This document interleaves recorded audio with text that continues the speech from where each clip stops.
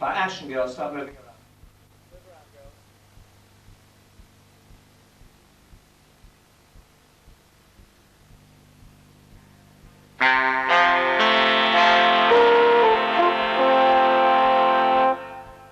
Welcome to the Penthouse Club, where tonight's matter of morals is discussing adultery.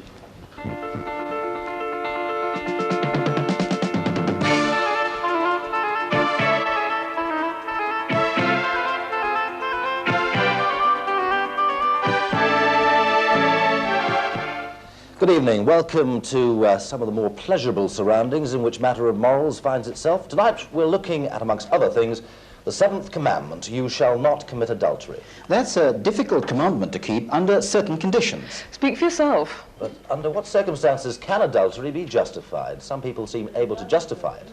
King Solomon, for example, had 700 wives and 300 concubines. And was faithful to them all. They must have had a nightmare with the mother-in-laws. Well, nowadays, we can read about people like Marie, a modern-day aristocrat featured in Penthouse magazine. She was married at 18 for wealth and position. At 22 for love. And at 27 for convenience. An interesting piece of research there. But an achievement, incidentally, which is nothing on Mr. Glyndamos Wolfe, who in 1969 married for the 19th time. A fact suitably noted in the Guinness Book of Records under the section on human endurance and endeavour. But in case you're thinking of beating that particular record, the actor Warren Beatty has some good advice. I always get married in the morning. So that if it doesn't work out... At least it doesn't ruin the whole day. Yes. Most of us believe that we have a right to love, and it may be necessary to search for it outside marriage. Adultery has variously been described as a search for love, a sin, a pleasure, a pastime, a necessity, or a tragedy. At least one writer has asked, how can we enjoy adultery without the least possible risk of tragedy? Dr. Eugene Scheiman, writing for Forum magazine, advocates cooperative adultery, with respective husband or wife giving their full consent. With this new approach to fidelity, he writes, adultery involves no breach of trust, no dishonesty, no guilt, and no need for divorce. An alluring prospect. Michael Sherwood, as Vicar of St. Matthew's in Fulham, you would, of course, declare unswerving support for this commandment. Isn't it a bit too restricting and too prudish?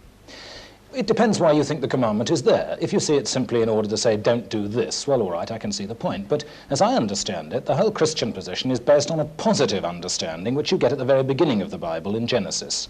For example, the idea is that people should not be lonely, that a loyal relationship, a committed total relationship of two people to each other, including the sexual relationship, splendid. And for example, if I could just go on a little further, the Song of Solomon, and we talked about Solomon a minute or so ago, has a marvelously erotic view of sexual love, and that's a thoroughly Christian thing. But Solomon, of course, ended up with all his 1,000 wives and so on with a thoroughly unhappy home life. But that was some time ago. I'm wondering whether today there are not simply too many voices ranged against your point of view on this commandment. I'm not bothered in the slightest bit if I'm in a minority of one. Jesus was in a minority of one when they crucified him. What seems to me to be important is what it really is doing to people. And I can see that it could be very exciting at the time. It's the long-term results on society that I'm concerned about. You talk about long-term effects on society, but can you, for a start, sort of without reservation, condemn adultery? Yes, I think so. But if you're asking me in moral terms, yes. If you're asking me, are there ever circumstances in which sometimes it may conceivably have helped somebody's marriage, then without justifying it, I would say one can't deny there have been circumstances like this. But that's not to say that one thinks it is right, only that sometimes, in certain circumstances, I can think of cases where it's had a shock value on a marriage. It is a very long-standing commandment. Why has it been so recklessly ignored? Oh, because human beings being what they are, you know, a man finds a woman attractive. I mean, the fact that he's a Christian doesn't stop him finding a woman attractive. But I'm concerned with the thing primarily because, as I say, of what it does to people. Let me give you an instance of this. I mean, probably a lot of people here have seen the bouquet of barbed wire in the second series that's gone with it on television. Now, it looked marvellous at the beginning. Everybody was sleeping with everybody else. We've got now to, I don't know, you know, the end of the thing or something.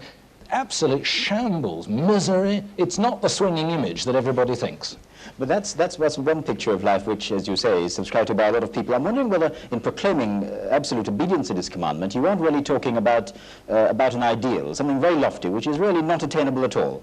Well, if you go back and look at the Roman Empire, sorry to go back in history, but it seemed to be a terrible, terrible, everyone was sort of having a right old time. Claudius on the other channel gave us some sort of picture of that not so long ago. Why did people become Christians in the ancient world?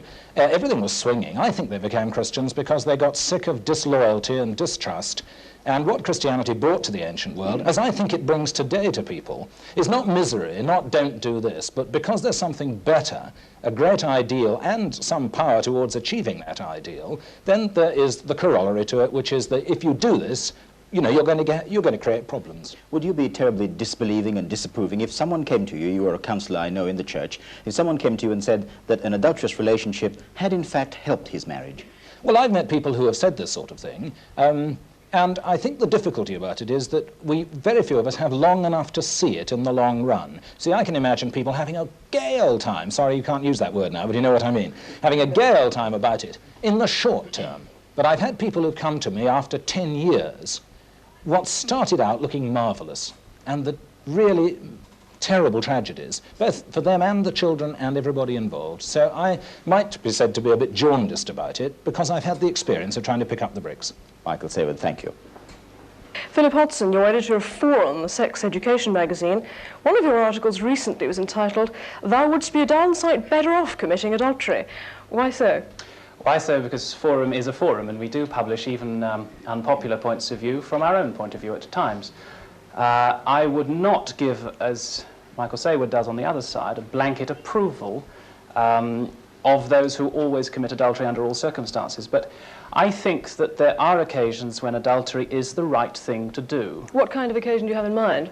Well, one example we spoke about the other day, which was if, as has been my experience, somebody comes along and their marriage is in distress, one partner has been crippled by an unfortunate accident, and that person is incapable of performing the sexual duties of the marriage. And that person has also said to me, look, I'm perfectly prepared for the other person to go ahead and have some kind of gratification or sexual satisfaction. In that circumstance, I think that the all clear is sounded. Is that the only kind of circumstance? That is not the only kind of circumstance. I think that today we live in a confusing and complex world, and there are times when we are not just using marriage in the old biblical sense. Today, marriage means many, many different things to people. It's a contract. You form that contract with one person. You don't necessarily have to go to somebody and say, tell me what marriage is. It's a relationship, a private relationship between you and one other. And if it includes infidelity, then as far as I'm concerned, those people have the right to make that decision. Do you think that in some circumstances religious attitudes towards marriage can be harmful? I think that I was thinking this particular point whilst Michael was making what I think is the best case on the other side, because he's still creating this feeling that sex is in some extreme sense sinful, and that when all the chips are down, you still mustn't do it because it's wrong, because it's bad, because it's evil, because it's harmful. I think that in that sense, religion has often given sex a bad name. Do you regard yourself as a moral man? Very. I think that the purpose of life, if you ask a serious question, is basically to have as much fun as you can in a responsible way. And if you're going to have a lot of fun, you've got to have some rules so that you don't overdo it. Well, aren't the rules the very things we're talking about, like marriage? You've got to have some rules, but I think we're also, in a democratic society, we're also responsible for making our own rules to a great degree in this private area of morality. And I think that you have to make that decision for yourself. Well, it's clearly a subject we could go on talking about all night, but whatever the rights and wrongs of it, do you agree that your magazine to a certain extent encourages people towards adultery? I think the magazine Forum encourages people to look at these questions honestly and openly. We, by and large, don't editorialise. We don't push a line. We just ask people to show what their experiences are, and other people can draw what conclusions they like from that. Isn't it inevitably going to go that way, though? Is what inevitably going to go Your that way? magazine, isn't it inevitably going to tend towards adultery? No, it's going to tend towards people making up their own minds about their own actions. Philip Hodson, thank you very much. When it comes to matters of sexual morals, we're prepared to listen more to our feelings rather than to those who tell us whether we're right or wrong. Lord Byron put it like this: Pleasure is a sin. But sometimes sin's a pleasure. The second husband of Raquel Welch described his first meeting with her like this: I can't say it was love at first sight. But there was immediate chemistry between us. I can identify with the feeling. Aptly described by one writer As lust at first sight. According to one American researcher, men and women think about sex on average 8 times an hour. But is it possible, with these lovely pets around me at the moment, that my rate's going up? Is it possible that sex is being used to play on human weakness? And is that right? After all, as Oscar Wilde said, I can resist anything except temptation. can you resist temptation, Jane Hargrave? You're better known to many as the current Penthouse Pet of the Year. Where do you draw the line in your sexual relationships? Well, I draw the line, I think, when... Well, let me put it this way. If you're prepared to put yourself into something as serious as getting married, you have to take into account all the things that go with it. And I know it's a very difficult thing to realize, and one can always make mistakes, but there is an alternative, and that is for many people these days, it's not absolutely necessary to get married. You're not married yourself. No. Why didn't you get married? Well, I suppose really it's my career that stops that. I mean, I'm not against marriage in any way. In fact, I would like to be married at some point in my life, but as my job entails traveling, and because I'm getting into acting and things like that, it's not fair to any person, any individual, to make them, I don't know, it's not a nice thing to expect from anyone. You can't expect fidelity if I'm away most of the time. You seem to take it very seriously, this question. Do you think sex is always a serious matter? Well, I don't think so at all. In fact, I think too much of a meal is made of it. I think with less discussion on the subject, it might not be such a problem. Do you think other women would perhaps be better off to take your advice? Advice on? Or perhaps on not getting married? Well, I wouldn't say that. It depends on your lifestyle. Would you, if it came to it, would you sleep with a married man? Well, it's difficult to say. I've never been in that situation, but I would personally try to avoid it because of the problems it might create. But if I fell in love with someone who was married and it was strong enough, then I'd be prepared to go through the problems that it might create. Even though that, I suppose, might involve hurting somebody else? It's just a matter of life, I suppose, isn't it? Do you think of yourself as a moral person? I think I do, yes, definitely. How would you describe your moral attitude? What is it based on? I think it's based on things I was taught when I was brought up. I went to a convent boarding school, Catholic, and all these things contribute to. I think I am a very moral person, yeah. Would you say you followed the 10 Commandments? Not altogether, no. I don't think anybody does, actually. Jane Hargrave, thank you very much. Thank you.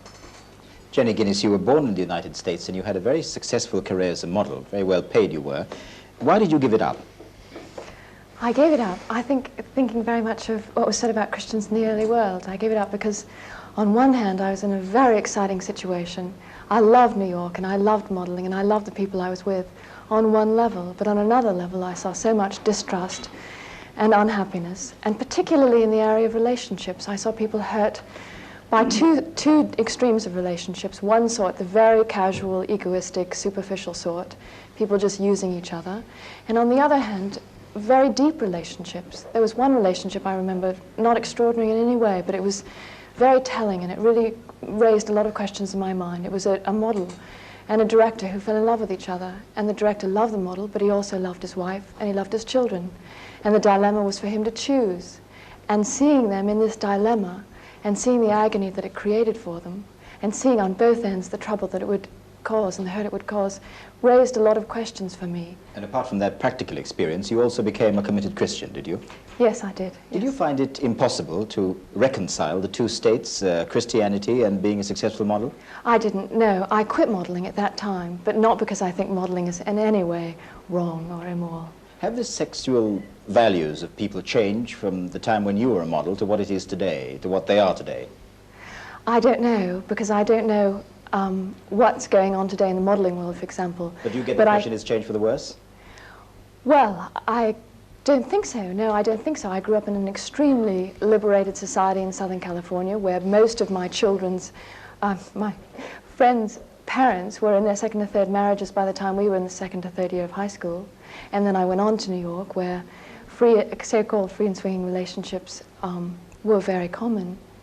So, no, so I don't think it's changed all that much. You've had this very highly successful career. Glamour and the feeling of heady success. Your life now must be, by comparison, rather dull and routine? I don't think so. I think I have a very exciting life. I'm married to a writer, and we write together, enjoy that very much. We have what I regard as an extremely exciting relationship, and based very much on the commandment, you shall not commit adultery. And what do you think yourself, particularly about adultery? Would you commit adultery? No, I wouldn't. I think, what is adultery? Adultery is the breaking of trust. And I think trust is an extremely fragile thing. And I think the commandment respects our vulnerability. So I'm not saying I wouldn't break the commandment because I'm not vulnerable, but because I know that I am. And I think the commandment knows that we all are. And so I think the commandment is a very useful thing. I won't expect her to listen to you, or maybe she might, but what advice would you give to Jane Hargrave, who is this year's Penthouse Pet of the Year? Could you say anything to her? Oh dear. I think I'd say to her, Jane, live and experience the things that you think are right and see if they are right.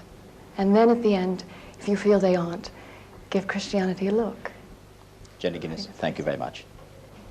You can't separate a discussion about adultery from discussion of sex, love, and marriage. Marriage, according to some, is not so much a bed of roses as a battlefield. Or just plain boring.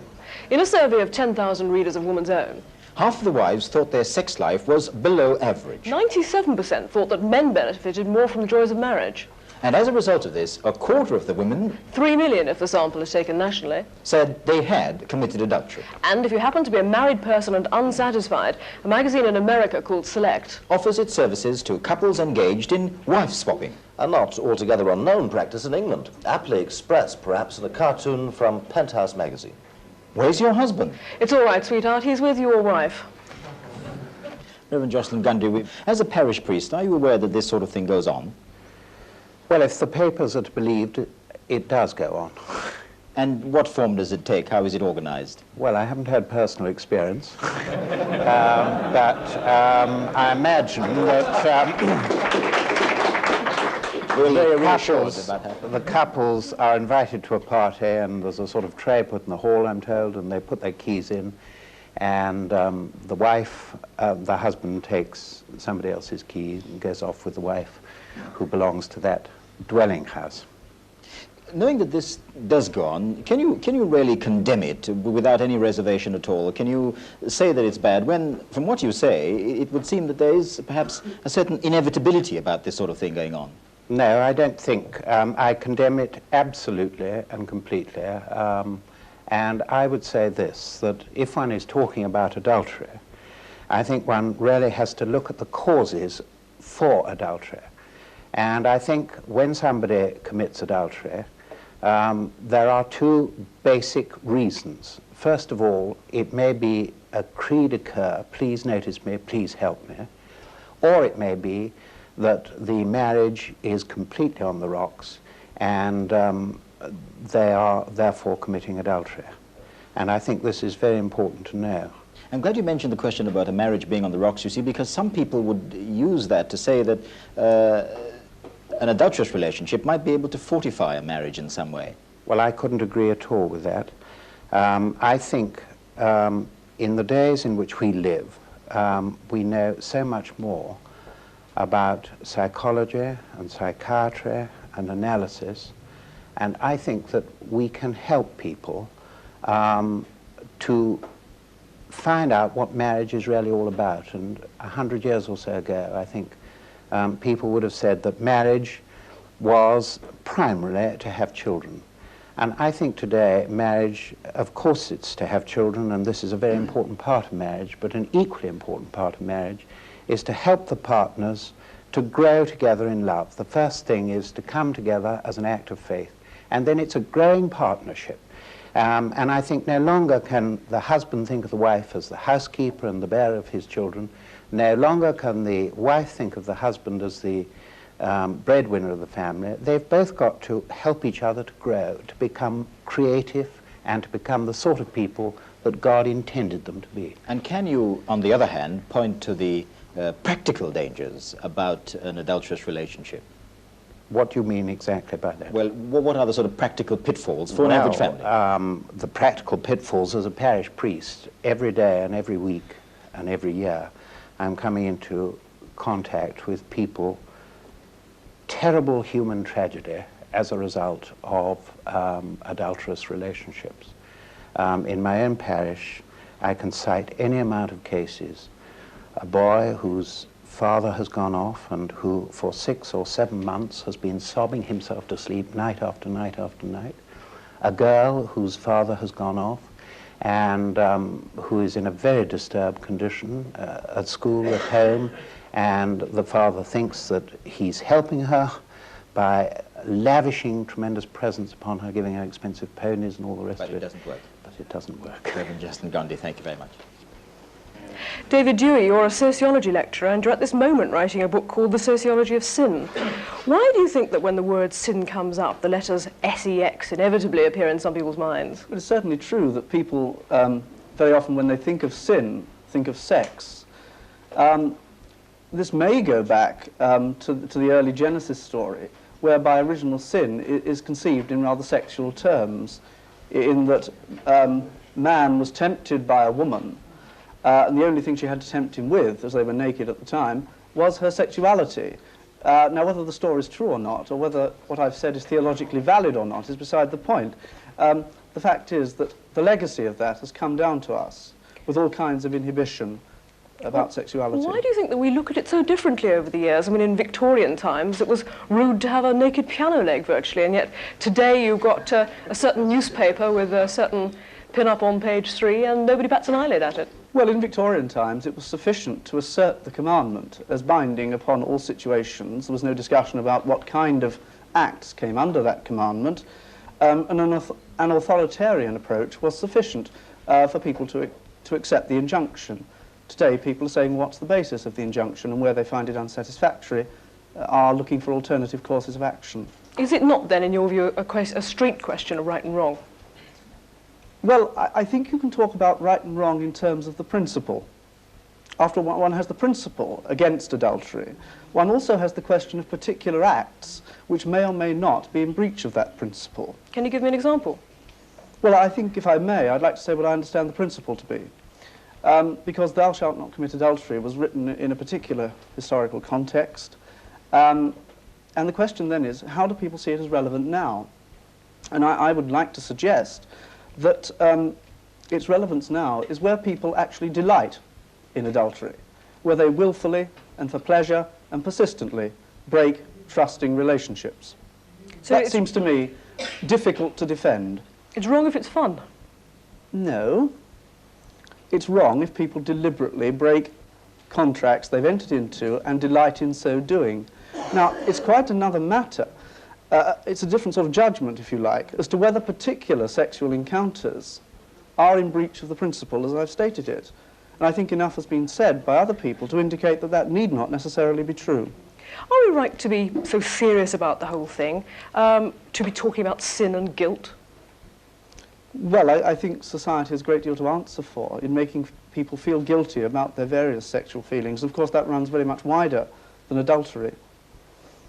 Do you think, then, that somewhere like the Penthouse, for example, is actually perhaps encouraging people to commit adultery?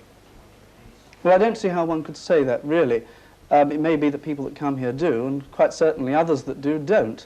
The point is, from a sociological angle, the issue isn't researchable.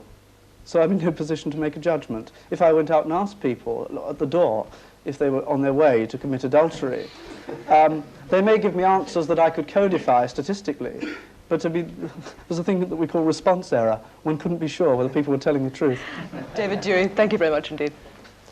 Despite any impressions, which I'm sure you haven't received, that this program's been about sex, it has in fact been about sex and marriage. In Britain, there are still 12 million intact marriages. Bernard Shaw said marriage is popular Because it combines the maximum of temptation with the maximum of opportunity. A view of sex which few happily married people would wish to disagree with. But what about those unhappy, unsatisfactory marriages? As one slogan put it, end human sacrifice. Don't get married. or as Hugh Hefner's girlfriend put it, Hef's got a thing about marriage. We think it might spoil our relationship. but what about those who are married and are unsatisfied? Some sociologists would say that the problem with man Is not that he ate of the tree of knowledge of good and evil, but that he didn't get enough of it. Adultery might not be a forbidden fruit after all, but a necessary part of life. An apple a day keeps the doctor away. As a young man, John Donne wrote that a variety of lovers, is the only guarantee of true pleasure. but according to one ancient writer, He who commits adultery destroys himself. And with that and various other embarrassing conflicts of opinion, we leave you. We say thank you to the Penthouse Club, to all our guests. Good night.